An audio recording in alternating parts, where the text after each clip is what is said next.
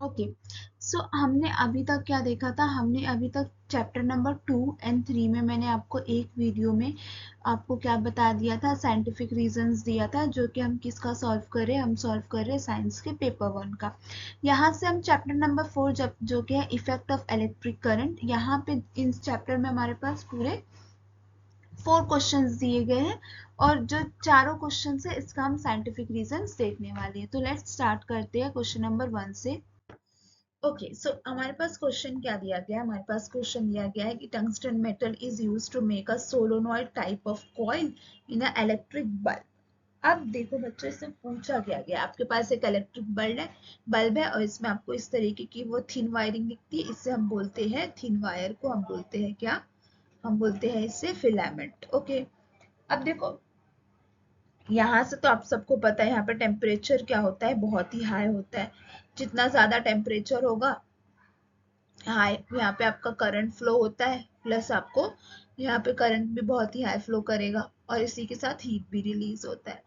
अब हमें किसी ऐसे मटेरियल का इस्तेमाल करना पड़ेगा जो ज्यादा टेम्परेचर पे क्या कर सके, खुद को सरवाइव करा सके। अगर इसका मेल्टिंग पॉइंट बहुत ही लो होगा तो ये क्या करेगा, आपका टेम्परेचर हाई होने पे तो मेल्ट ही हो जाएगा। तो फिर आपका क्या होगा, यहाँ पे तो इस तरीके से नहीं काम चल सकता, तो हमको किसी ऐसे मेटल का इस्तेमाल करना पड़ता है जो हाई टेम्परेचर पे खुद को रिलीज सरवाइव करा सके। ठीक है, ये मैंने आपको ओवरऑल बता दिया। अब देखो इंटेंसिटी ऑफ लाइट, कितना ज्यादा लाइट एमिट होगी बाय फिलामेंट। फिलामेंट के थ्रू ये किस पर डिपेंड करता है? टेम्परेचर ऑफ द फिलामेंट, और इंक्रीज द टेम्परेचर कितना इंक्रीज कर रहे हैं? The melting point of the material used to make. अब मेल्टिंग पॉइंट ऑफ टेम्परेचर क्या करते हैं?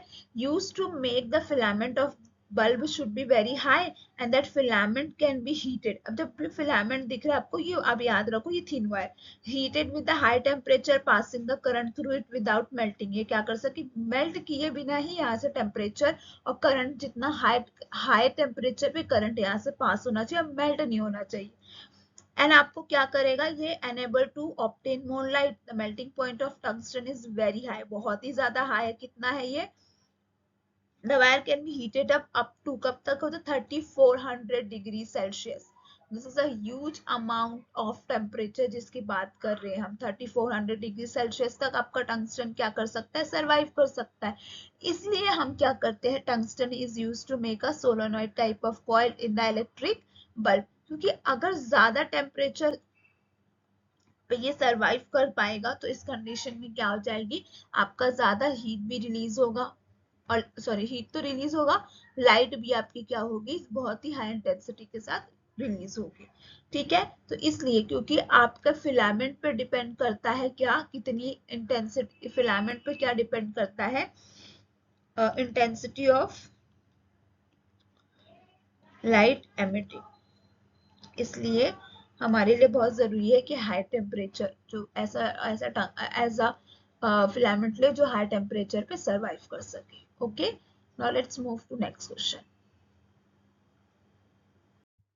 नेक्स्ट क्वेश्चन क्या दिया है, in electric equipment producing heat, iron, electric heaters, boiler, toaster, alloy such as nichrome is used, not a pure metal। Nichrome की wire को इस्तेमाल किया जाता है। देखो जो नाइक्रोम की बात करें तो यहाँ पे आपको क्या दिया है, इन सब ने अलॉय किसका इस्तेमाल किया, कहाँ पे, जब बहुत ज्यादा हीट जनरेट हो रहा है, जैसे आयरन हो गया, इलेक्ट्रिक हीटर हो गया, बॉयलर हो गया, टोस्टर हो गया। यहाँ पे आप क्या करते हो, इन सारी चीजों में हीट का प्रोडक्शन बहुत ज्यादा है, तो यहाँ पे हमारे पास क्या दिया गया, हम अलॉय का इस्तेमाल कर रहे हैं, जो कि क्या है आपका नाइक्रोम। इस हम क्या नहीं इस्तेमाल करें, प्योर मेटल का इस्तेमाल नहीं करें। अब देखो इसका रीजन समझते हैं कि क्यों यहाँ पे इन सारे कॉइल्स में हम नाइक्रोम का इस्तेमाल कर रहे हैं। तो in electric equipment producing heat such as iron, electric heater, boiler, toaster, alloy use करते हैं। नॉट, आप ये देखो हमेशा आंसर, जब भी आंसर लिखो ना तो कोशिश करो कि क्वेश्चन को इस तरीके से लिखो, और आप ये इस तरह लिख दो कि फॉलोइंग रीजंस क्या है, resistivity of nichrome more compare to pure metal, इसकी रेजिस्टिविटी ज्यादा है। मेल्टिंग कॉइल क्या है आपका, ज्यादा है as compare to pure metal. ठीक है, इसका मेल्टिंग पॉइंट ज्यादा है, ऑफकोर्स ज्यादा मेल्ट हो जल्दी नहीं होगा ये, एज कंपेयर टू आपका मेटल, और क्या दिया गया है, nichrome does not get oxidise when heated air where the metal does not. अब देखो ये क्या करता है, ऑक्सीडाइज नहीं होता। ऑक्सीडाइज मतलब क्या हो जाता है, ऑक्सीडेशन। ये आपका ऑक्सीजन के साथ एड अप नहीं करता है। अगर आप उसको हीट करें in air where the metal, क्या करता है वो आपके मेटल ऑक्सीडाइज हो जाता है, लेकिन आपका नाइक्रोम जो होता है वो नहीं होता है। तो यहाँ पे आपको सिर्फ रीजन लिखना है। तो रीजन में आप लिखोगे नाइक्रोम की रेजिस्टिविटी ज्यादा होती है, मेल्टिंग पॉइंट ज्यादा होती है as compare to pure metal. और तीसरे में लिख दोगे कि वो ऑक्सीडाइज नहीं होता, जबकि आपका जो मेटल होता है वो ऑक्सीडाइज हो जाएगा। यहाँ आपका आंसर जस्टिफाई हो गया और आपको यहाँ पे 2 मार्क्स भी मिल जाएंगे। Let's move to the next question. अब नेक्स्ट क्वेश्चन क्या दिया गया है, फॉर इलेक्ट्रिक पावर ट्रांसमिशन के लिए हम कॉपर और एल्यूमिनियम का इस्तेमाल करते हैं वायर में। अब हम क्या बात कर रहे हैं कि जो हमारी वायर होती है उसमें क्या किससे बना होता है, या फिर वो कॉपर से बना होगा, या फिर आप किससे बना हुआ है, आपका एल्यूमिनियम से बना है। ठीक है, अब देखो इसको जस्टिफाई करना कि क्यों बना होता है। तो यहाँ पे क्या दिया है, आपका एल्यूमिनियम और copper good conductor of electricity होता है। अच्छा, गुड कंडक्टर ऑफ इलेक्ट्रिसिटी होता है, यहाँ पे आपका इलेक्ट्रिसिटी अच्छे से पास हो जाएगा। कॉपर एंड एल्यूमिनियम जो होता है लो रेजिस्टिविटी होती है। अगर गुड कंडक्टर होगा तो आपका रेजिस्टिविटी ऑफकोर्स उसमें क्या हो जाएगी, कम होगी। where the electric flow through the wire copper aluminium, आपका ये पता है कि अगर गुड कंडक्टर है तो आपका इलेक्ट्रिसिटी क्या होगा, करंट जो होगा आपका क्या हो जाएगा, पास होगा। इंडिकेट गुड कंडक्टर तो यही होता है ना जिसमें आपका करंट फ्लो कर सके। तो यहाँ पे electric current flow through the wire copper and aluminium, heat produce comparatively low. Heat क्या हो रहा है, आपका लो प्रोड्यूस हो रहा है, और आपका किससे हो रहा है कंपेयर, आपका इलेक्ट्रिक करंट से। एंड हेंस इसीलिए हम क्या यूज करते हैं as a transmission, power transmission में कॉपर और एल्यूमिनियम की वायर का इस्तेमाल करते हैं। तो यहाँ पे आपको लिखना पड़ेगा गुड कंडक्टर ऑफ इलेक्ट्रिसिटी है, ओके। इसकी रेजिस्टिविटी कितनी है, लो है, ठीक है, रो हो गया। और इसमें करंट जो होता है वो आपका फ्लो कर सकता है इन वायर में, और करंट जब फ्लो करता है तो आपका हीट जो होता है वो लो रिलीज करता है।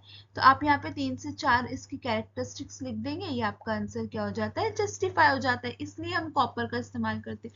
अब हम एज अ वायर कर रहे हैं तो वायर में हमें चाहिए क्या, कि वो गुड कंडक्टर हो, उसके अंदर इलेक्ट्रिसिटी फ्लो हो, उसमें रेजिस्टिविटी कम हो, हीट कम रिलीज हो। बस यही तो हमको एक अच्छे वायर की क्वालिटी। अब ये सारी क्वालिटी हमारे पास अगर कॉपर और एल्यूमिनियम में मिल रही है तो हम इसका इस्तेमाल करेंगे। Okay, that's it. आपका आंसर क्या हो गया, आपने इस तरह जस्टिफाई करके लिख दिया तो ये आपका आंसर क्या हो जाएगा, फुल्ली मार्क्स मिलने के लिए रेडी हो जाएगा।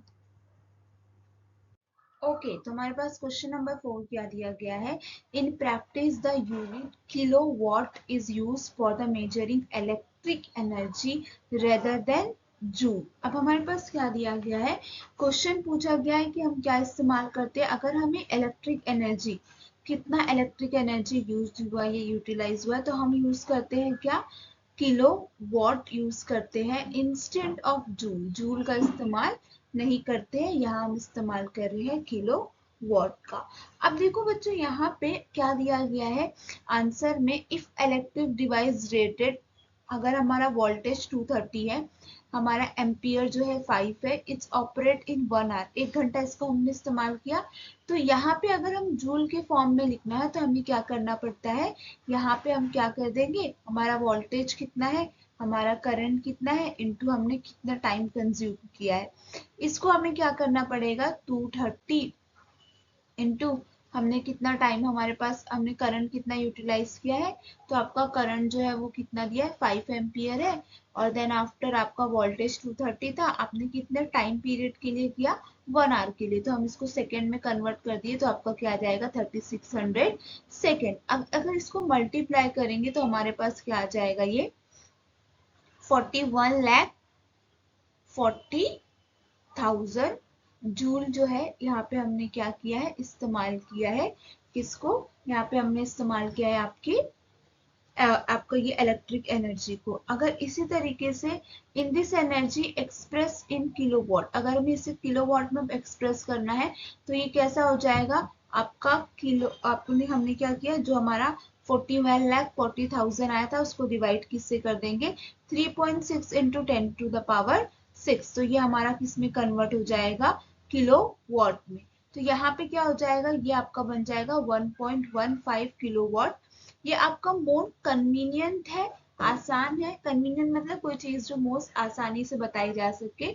Hence in the practice of unit kilowatt is used rather than joule and used to measure the electric energy. Okay, तो आई होप कि आपको समझा हो। Let's move to the next question. अब देखो यहाँ पे हमारे पास लेंसेज चैप्टर है। नेक्स्ट चैप्टर में साइंटिफिक रीजंस में 3 क्वेश्चंस दिए गए, तो चलो अब ये तीनों को हम सॉल्व करते हैं। ओके, तो हमारे पास क्वेश्चन फर्स्ट क्या दिया गया है, सिंपल माइक्रोस्कोप का यूज करते हैं वॉच रिपेयर करने के लिए। ठीक है, अब देखो यहाँ पे अगर हम बात करें तो हम अगर माइक्रोस्कोप बात की जा रही है तो इसका इस्तेमाल करते हैं वॉच रिपेयर करने के लिए। अच्छा, आंसर्स में एक बार आपको रीड कर देती हूँ, उसके बाद में आपको जस्टिफिकेशन भी देती हूँ उसका किस तरीके से हो रहा है।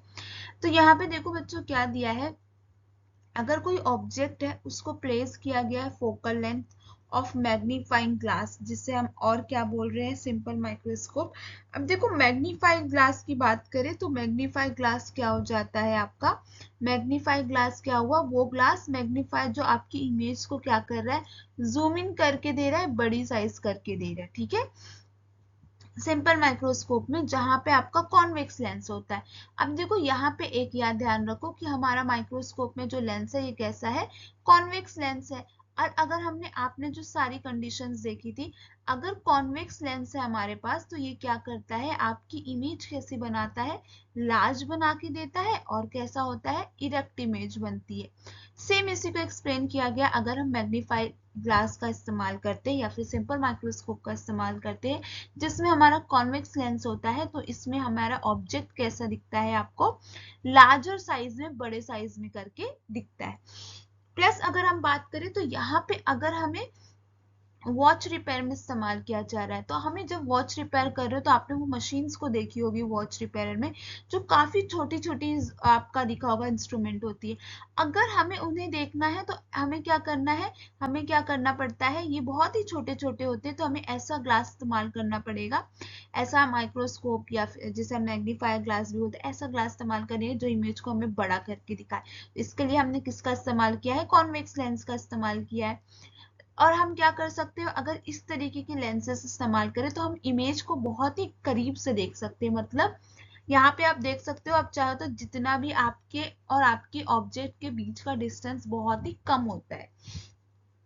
बाय एडजस्टिंग, अगर इसे एडजस्ट करेंगे तो distance between object of the lens and image can be obtain at the minimum distance of the distinct regions. Watch repairer can be see minute part of a watch more clearly when with the aid of magnifying glass।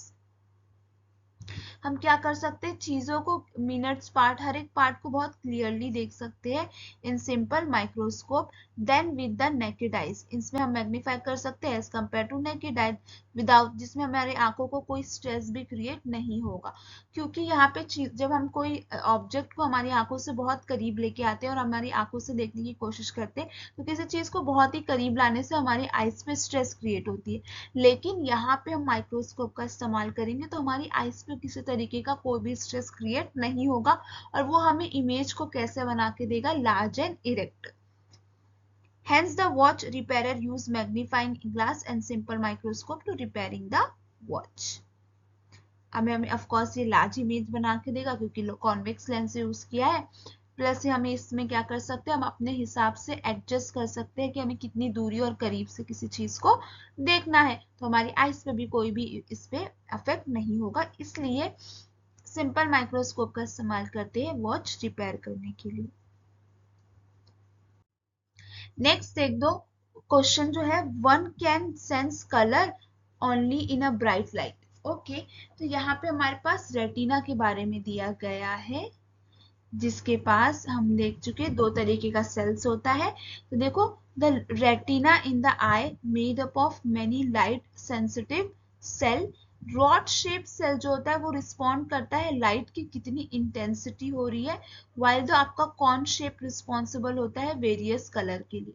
तो आपका यहाँ पे कौन से दो type हो गया, एक हो गया आपका रॉड शेप और दूसरा क्या हो गया आपका कोन शेप।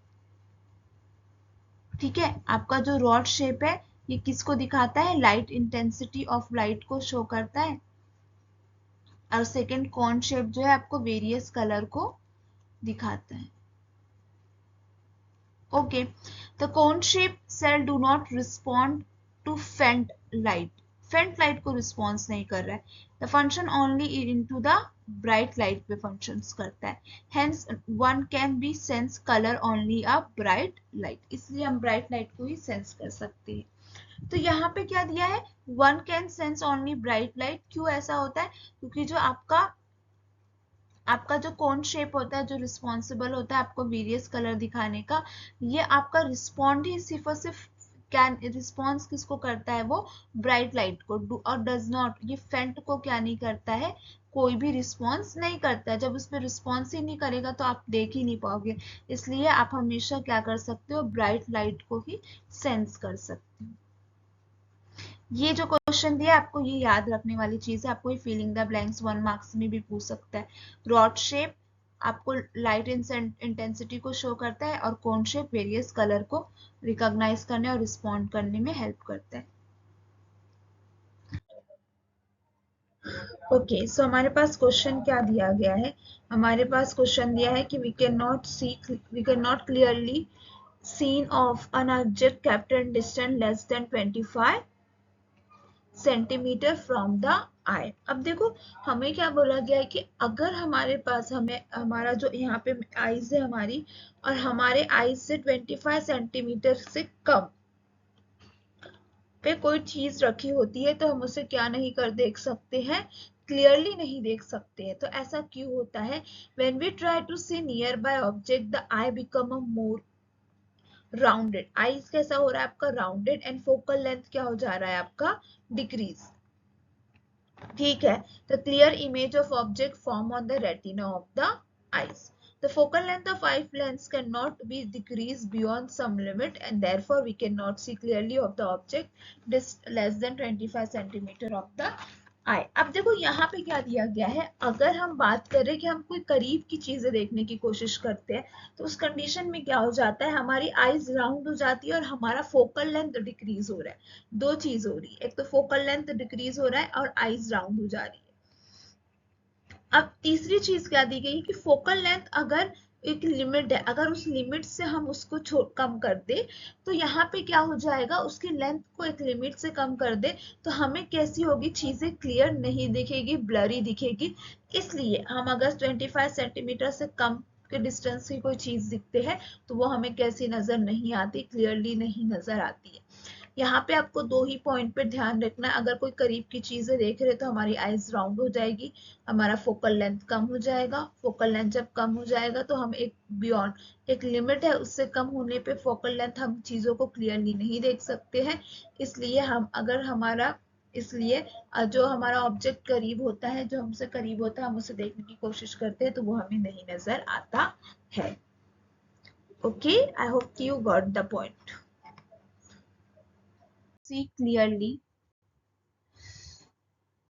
सबसे पहला क्वेश्चन क्या दिया, लेमन एंड टेमरिन जो होता है यूज करते हैं किसको, कॉपर वेसल्स को क्लीनिंग करने के लिए, जो कि आगे चल के ग्रीनिश कलर में टर्न हो जाता है। ठीक है, किस लिए कर रहे हैं, लेमन का इस्तेमाल कर रहे हैं और टेमरिन का यूज कर रहे हैं क्लीनिंग ऑफ कॉपर वेसल्स।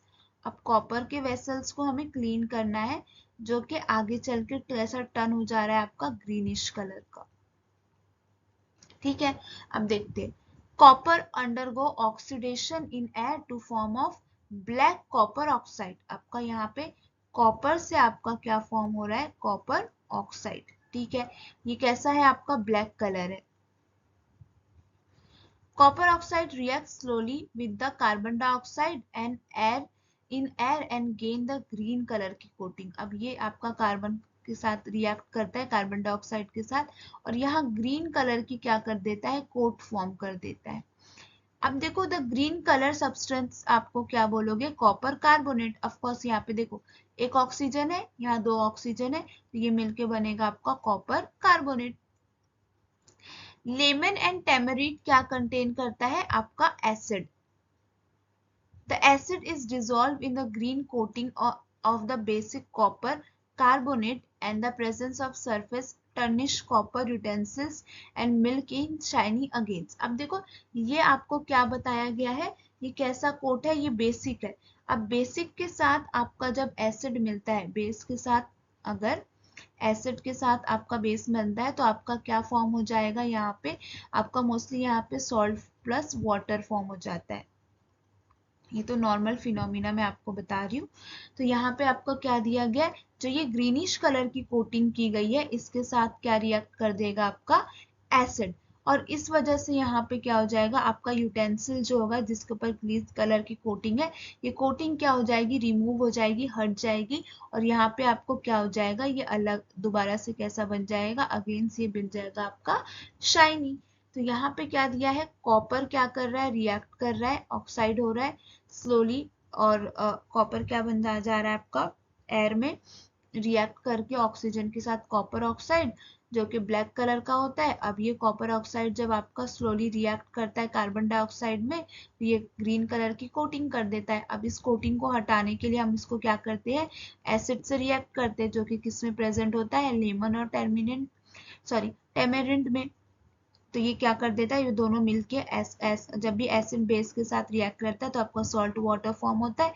तो यहाँ पे जो आपका ग्रीन कलर का कोट हो वो कोट क्या हो जाएगा, खत्म हो जाएगा और आपका डबल से शाइनेस आ जाएगा आपके वेसल्स में।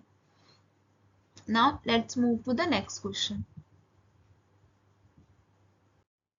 हमारे पास नेक्स्ट क्या दिया गया है, generally the ionic compound has been high melting point.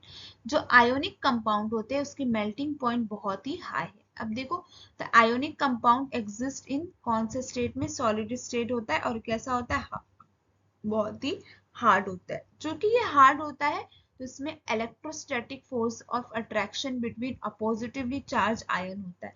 अब देखो आपको पता होगा आयोनिक चार्ज पॉजिटिव और नेगेटिव चार्ज से मिलकर बना है। आपका सोडियम क्लोराइड पॉजिटिव चार्ज होता है और आपका क्लोराइड पे नेगेटिव चार्ज होता है। तो ये आपका क्या बन गया, सोडियम क्लोराइड। ठीक है, ये आपका क्या करता है, इलेक्ट्रॉन को क्या करता है, ये डोनेट कर देता है और ये क्या करता है, आपको एक्सेप्ट करता है, गेन करता है, क्या करता है, लॉस करता है। तो ये सब कैसे होता है, ये स्ट्रांगली एक दूसरे से इलेक्ट्रोस्टैटिक फोर्स ऑफ अट्रैक्शन से अपोजिटिवली चार्ज, अपोजिट चार्ज मतलब पॉजिटिव और नेगेटिव चार्ज से बाउंड होते हैं। तो intermolecular force of attraction is high, बहुत ही हाई होता है। इंटरनली इंटरेक्शन बहुत हायर होता है in the ionic compound and large energy required to overcome it. अब इनको अगर तोड़ना है तो हमें क्या होगा, इनसे बहुत ज्यादा एनर्जी हमें रिक्वायर्ड होगी। इसलिए इसे हम क्या बोलते हैं, इनका हायर मेल्टिंग पॉइंट क्या होता है, ज्यादा होता है। क्योंकि अगर मेल्टिंग पॉइंट क्या बोल रहे हैं, हाई है, मतलब इनके अंदर बहुत ही स्ट्रांगली एक दूसरे से अटैच होता है। इतनी स्ट्रांगली एक दूसरे से अटैच होता है जो आसानी से ये क्या नहीं होता है, नहीं टूट पाता है। तो इसलिए यहाँ पे हायर मेल्टिंग पॉइंट होता है। यहाँ पे आपको मेन क्या क्या चीजें बतानी पड़ेगी, attraction between oppositely charge ion बहुत हाई होता है, इंटरमोलिकुलर फोर्स ऑफ अट्रैक्शन बहुत हाई है यहाँ पे, एंड इसलिए हमें ज्यादा टाइम एनर्जी लगती है ओवरकम होने के लिए। Okay, now let's move to next question. Next question क्या दिया है, सोडियम को हम हमेशा केरोसिन में रखते हैं। अब यहाँ पे ये आंसर बताने से पहले मैं आपको बता दूं कि सोडियम, पोटेशियम के बाद सोडियम ही एक ऐसा एलिमेंट है जो बहुत ज्यादा क्या है, रिएक्टिव है। और ये आपका रिएक्ट किसके किसके साथ कर सकता है, ऑक्सीजन के साथ रिएक्ट कर सकता है, वाटर के साथ रिएक्ट कर सकता है, एसिड के साथ रिएक्ट करता है। तो ये बहुत ही हाईली रिएक्टिव एलिमेंट है। तो सोडियम कैसा है, आपका रिएक्टिव एलिमेंट है। Sodium is विग्रेसली with the atmospheric, विग्रेसली मतलब एकदम ऐसे जज्बा के साथ क्या करता है, ऑक्सीजन होता है in the air, water, even वो रूम टेम्परेचर में भी इवॉल्व होता है, large amount of heat release करता है। देयर इज अ कैच को वो क्या कर सकता है, जरूर जल्दी से वो पकड़ सकता है। It does not react with kerosene and sink in it. Kerosene के साथ ये कोई भी रिएक्शन शो नहीं करता। अब इसके अलावा हम देख रहे हैं तो ऑक्सीजन के साथ भी है, वाटर के साथ भी है, एसिड के साथ भी है। तो अब ये जिसके साथ रिएक्शन नहीं करता है हम इसको उसी के साथ क्या करेंगे, रखेंगे। So protect sodium and to prevent accidental fire we also kept in kerosene. अगर किसी तरीके का एक्सीडेंट ना हो, प्रोटेक्शन के लिए, सेफ्टी के लिए हम इसे किसके साथ रखते हैं, केरोसिन के साथ रखते हैं। एंड जो मेन रीजन आपको पता होना चाहिए क्या है, ये बहुत ही very reactive, okay, very reactive metal. दूसरे पॉइंट में आप लिखोगे ये वाटर के साथ भी रिएक्ट कर रहा है, ऑक्सीजन के साथ भी रिएक्ट कर रहा है, एसिड के साथ भी रिएक्ट कर रहा है।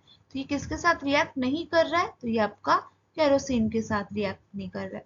इसलिए हम इसे इसके साथ रखते ताकि कोई भी एक्सीडेंट नहीं हो, ताकि आपका कोई भी एक्सीडेंट नहीं हो। आई होप कि आपको समझ में आएगा। ठीक है, क्वेश्चन क्या दिया है, pine oil is use in froth flotation. अब देखो ये पूरा कॉन्सेप्ट, ये समझने से पहले मैं आपको इसका कॉन्सेप्ट बता दूं क्या होता है। पहले तो देखो ये जो है फ्रॉथ फ्लोटेशन मेथड, इसमें हम क्या करते हैं, हमारे सल्फाइड ओर्स को एक्सट्रैक्ट करते हैं। ठीक है, अब सल्फाइड ऑयल को एक्सट्रैक्ट करने के लिए हमें एक चीज समझनी पड़ेगी कि आपका सल्फाइड ऑयल जो होता है ये होता है हाइड्रोफोबिक। अब हाइड्रोफोबिक क्या होता है, वाटरफोबिक का मतलब हुआ ये क्या करता है, आपका ये वाटर से बहुत ही दूर भागता है। जो हाइड्रोफोबिक होते हैं, फोबिया यानी डर लगना, तो वाटर से दूर भागते हैं, इनको वाटर क्या होता है, पसंद नहीं होता है। ठीक है, वाटर्स को हेट करते हैं ये। अगर यही हम बात करें, एक और टर्म होता है आपका हाइड्रोफिलिक। ठीक है, हाइड्रोफिलिक का मतलब क्या हुआ, हाइड्रोफिलिक मतलब क्या हुआ, इसे वाटर लविंग, सॉरी ये वाटर, ये लविंग लविंग होती है, इन्हें वाटर पसंद है, ये हमेशा टूवर्ड्स वाटर की तरफ मूव करेंगे। तो यहाँ पे हमारे पास दो चीज है, एक है आपका सल्फाइड और एक दूसरा क्या है आपका, यहाँ पे होगा हमारे पास गैंग। ठीक है, अब देखो जो सल्फाइड है ये कैसा होता है, हाइड्रोफोबिक, इसे पानी से डर लगता है तो ये वाटर से दूर भागेगा। और ये जो होता है ये होता है आपका हाइड्रोफिलिक, फिलिक मतलब वाटर लविंग। तो यहाँ पे क्या होगा, अब जब हम ये आप डायग्राम देखोगे तो इसमें हम क्या कर देते हैं, इसमें पूरा वाटर भरते हैं, प्लस इसमें हम क्या ऐड करते हैं, हम ऐड करते हैं पाइन ऑयल को ऐड करते हैं। फिर इसके अंदर हम अपना और डाल देंगे ताकि हम उसे सेपरेट कर सके। देखो अब यहाँ पे क्या होगा बच्चों, यहाँ पे क्या हो जाता है, यहाँ पे वाटर है, यहाँ पे पाइन ऑयल है। अब देखो हमारा जो सल्फाइड है ये कैसा है, हाइड्रोफोबिक है, मतलब ये पानी से तो दूर भागेगा, तो किसकी तरफ जाएगा, ये जाएगा आपके ऑयल की तरफ। ठीक है, और हमारा जो गैंग होता है ये कैसा होता है, ये होता है आपका हाइड्रोफिलिक। हाइड्रोफिलिक मतलब क्या हुआ, वाटर लविंग, ये किसके तरफ जाएगा, टूवर्ड्स वाटर। तो ये वाटर के साथ मिक्स होगा और सल्फाइड जो है वो किसके साथ मिक्स होगा, ऑयल के साथ। तो यहाँ पे आपको एक टर्म होगा वेट होना, मतलब ये वाटर के साथ वेट हो जाएगा और ये ऑयल के साथ वेट होगा। अब यहाँ पे देखो क्या दिया है, in the concentration of ore by froth flotation. Froth बनना मतलब एक तरीके का आप जो बोलते हो छाग बन जाना। In the ore is mix with the water and pine. हमने क्या किया, सबसे पहले वाटर लिया इसमें, फिर हमने पाइन ऑयल लिया और उसमें हमारा सैंपल जो था ओर का इसे डाल दिया। When air is bubble through the mixture, froth is formed। अब ये जो आपको ये दिख रहा है एजिटेटर, ये मूव करता है, जब ये मूव करेगा तो हमको ऊपर की तरफ क्या दिखेगा, फ्रॉथ, छाग जैसे बनते हुए दिखेगा। अब अंदर क्या हो रहा है, the mineral particle ore of the preferentially क्या करता है, वेटेड होता है, किससे वेट करेगा, ये ऑयल के साथ वेट करेगा। क्यों ऑयल के साथ करेगा, क्योंकि इसको तो ये हाइड्रोफोबिक है, इसको पानी से तो डर लगता है, तो ये किसके पास जाएगा, आपके ऑयल के पास। And then after the oil is froth and the top off, आपका अब ऑयल जो है वो ऊपर की तरफ होगा, वाटर के साथ तो मिक्स करता नहीं है, वाटर ऊपर की तरफ, सॉरी ऑयल जो होगा वो ऊपर की तरफ होगा। जब ऑयल ऊपर की तरफ आ जाएगा तो आपका सल्फर और भी किसके साथ आएगा, ऑटोमेटिकली आपके ओर के साथ ही ऊपर की तरफ आ जाएगा, ठीक है। जबकि आपका जो गॉज है, सॉरी गैंग जो है, वो क्या करेगा, पार्टिकल जो होगा वेट किससे कर रहा है, ये वाटर से वेट कर रहा है। तो ये अगर वेट वाटर के साथ कर रहा है तो वाटर तो नीचे की तरफ है, तो ये क्या हो जाएगा आपका, नीचे की तरफ सेटल डाउन हो जाएगा। और इस बेसिस पे हमने क्या किया, आपका जो वेस्ट था उसको हमने क्या किया, नीचे की तरफ सेटल हो गया वो, क्योंकि वो कैसा है, ये आपका क्या है, वाटर लविंग है, तो वो वाटर के साथ मिक्स होके नीचे सेटल हो जाएगा। और जो आपका सल्फाइड और है वो किसके साथ रहता है, ऑयल के साथ रहता है, तो ये ऊपर की तरफ आपका सेपरेट हो जाएगा। तो ऐसे क्या हो जाएंगे, नीचे आपका आधा पार्टिकल, उधर आधा पार्टिकल सेपरेट हो गया। हम नीचे के पार्टिकल को इस तरीके से निकाल लेंगे और ऊपर के पार्टिकल्स को, यहाँ कॉन्सेंट्रेशन ऑफ सल्फाइड और ऊपर से निकल जाएगा। तो इतनी आसानी से हमने क्या कर दिया, यहाँ पे सेपरेशन कर दिया हमारे ओर का। तो ये आपको ये कॉन्सेप्ट लिखते वक्त आपको क्या क्या याद रखना चाहिए कि हम पाइन ऑयल का इस्तेमाल करें, वाटर का इस्तेमाल करें, ओर को मिक्स कर दे रहे। ये बात याद रखना कि आपका सल्फाइड जो है वेट किसके साथ होगा, ऑयल के साथ। देखो यहाँ जो आपको दिया है, आपका जो सल्फाइड जो है ये आपका किसके साथ हो जा रहा है, ओर। मिनरल स्पार्क का ओर जो है आपका वो किसके साथ वेट होगा, ऑयल के साथ। और आपका जो नीचे नीचे बचा हुआ वेस्टेड पार्टिकल होता है वो किसके साथ हो जाएगा, आपके वाटर के साथ। ऐसे हमने सेपरेशन कर दिया, ठीक है। आई होप कि आपको ये समझ में आया हो। ओके, नाउ लेट्स सी क्या दिया है हमारे पास question. Anode can be replace for time to time during the electrolysis of aluminium. अब देखो यहाँ पे अगर हम बात करें तो अगर यहाँ पे इस तरीके से स्ट्रक्चर को देखें तो यहाँ पे हम जब देख रहे हैं तो यहाँ पे हमारे पास क्या होता है, ये ग्रेफाइट की क्या होती है, रॉड बनी होती है, ठीक है। एक ग्रेफाइट की रॉड होती है और उसके अलावा भी ये जो आपको ब्लैकिश कलर का दिख रहा है, ये एक ग्रेफाइट की लाइनिंग बनाई जाती है, ठीक है। अब देखो यहाँ पे बच्चों क्या हो रहा है, यहाँ पे अगर हम बात करें तो ग्रेफाइट क्या है, अ टाइप ऑफ कार्बन, आपका कार्बन का टाइप होता है। तो जो ये लाइनिंग होती है इससे हम अटैच जो करते हैं, ये आपको देता है निगेटिव चार्ज, ठीक है। और ये जो आपका रॉड होता है ये हम इसे किससे अटैच कर देते हैं, एनोड से, तो ये हमें प्रोवाइड करता है पॉजिटिव चार्ज। अब यहाँ पे आपको क्या दिया है, नीड, एनोड को क्या करना पड़ता है, हमें रिप्लेस करना पड़ता है। मतलब ये जो आपका पॉजिटिव चार्ज है इसे हमें रिप्लेस करना पड़ता है, मतलब ये जो आप रॉड है, ये रॉड को रिप्लेस करना पड़ता है कब, जब हम एल्यूमिना का इलेक्ट्रोलाइसिस कर रहे हैं तब।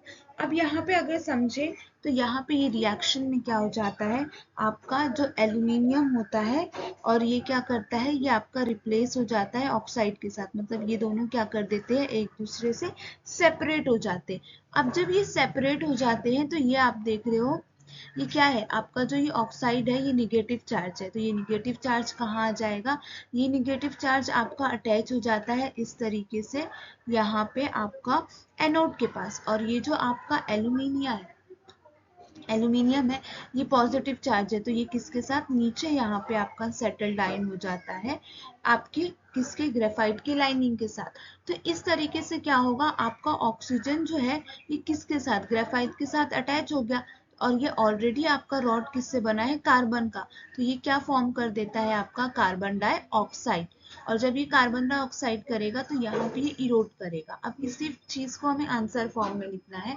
तो during electrolysis of alumina carbon rod is use as the anode.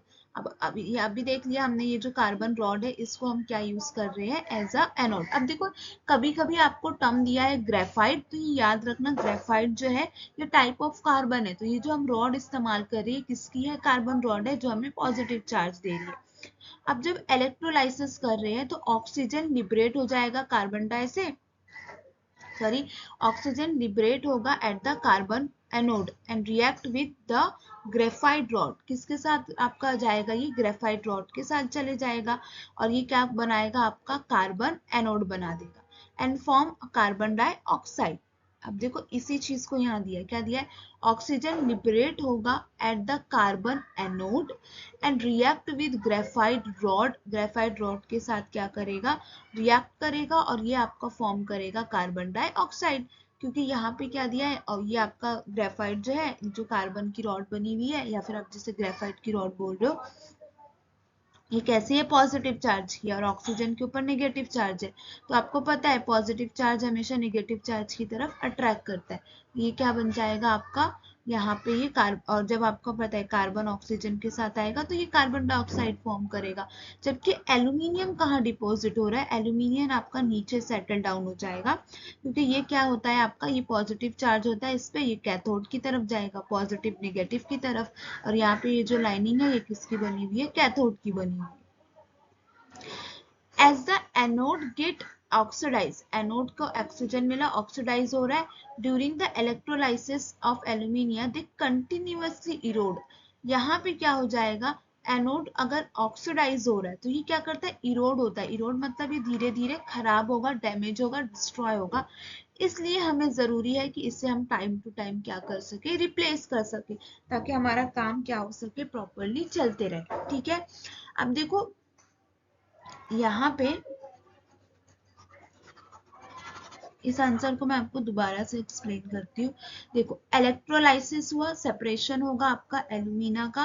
ठीक है, आपका एल्यूमिना का सेपरेशन होता है किसका, कार्बन रॉड को यूज करते हैं एज अ एनोड। यहाँ हमने देख लिया आपका कार्बन की रॉड है जो किसके तौर पे यूज कर रहे हैं हम, आपके एनोड के तौर पे, that is your positive charge. Electrolysis हो रहा है एल्यूमिनिया का, oxygen liberate at the carbon anode and react with your graphite. किसके साथ रिएक्ट करते हैं, ग्रेफाइट के साथ, जो कि आपका कार्बन एनोड है। क्योंकि ये कौन सा चार्ज है आपका, पॉजिटिव चार्ज है, और आपका ऑक्सीजन के पास कौन सा चार्ज होता है, नेगेटिव। एंड यहाँ पे ये दोनों मिलके आपका क्या फॉर्म करना स्टार्ट कर देंगे, कार्बन डाइऑक्साइड। एंड ये बात मैंने आपको पहले ही बता दी, ग्रेफाइट टाइप ऑफ कार्बन ही होता है। तो यहाँ पे कार्बन डाइऑक्साइड होगा, अगर जब ये कार्बन डाइऑक्साइड होगा तो ये क्या करेगा, कंटिन्यूअसली इरोड करेगा, इसको खराब करने की कोशिश करेगा। इसलिए इस रिएक्शन में हमें धीरे धीरे करके क्या, हमेशा टाइम टू टाइम क्या करना पड़ता है, आपकी ये जो रॉड होती है उसको क्या करना पड़ता है, रिप्लेस करना पड़ेगा। तो आप इस तरीके से इस आंसर को लिखोगे तो आपको ये लिखना पड़ेगा कि आपको जो ऑक्सीजन है वो अटैच हो जाता है ग्रेफाइट रॉड के साथ, एनोड के साथ, और ये और आपका एल्यूमिनियम जो है वो किसके साथ चला जाता है, ग्रेफाइट की लाइनिंग के साथ, क्योंकि ये कैथोड है। तो ये पॉजिटिव नेगेटिव चार्ज के साथ आएगा, यहाँ पे भी आपका ऑक्सीजन नेगेटिव है, कार्बन पॉजिटिव है, तो इस तरीके से यहाँ पे ये पॉजिटिव नेगेटिव चार्ज आके रिएक्शन करता है। बट यहाँ पे क्या हो जाएगा, जब कार्बन ऑक्सीजन के साथ आ रहा है तो ये कार्बन डाइऑक्साइड बना रहा है, जो कि क्या करेगा, आपके जो रॉड है उसको खराब करता है। इसलिए हमें टाइम टू टाइम इसको चेंज करने की जरूरत पड़ती है। ठीक है, तो इसी के साथ मैंने आपको पेपर 1 में जितने भी आपके क्वेश्चंस थे, मैंने सारे क्वेश्चंस आपके साइंटिफिक रीजंस के कंप्लीट कराए हैं। मैं आपको आई होप कि ये चीज़ आपको समझ में आई। Thank you.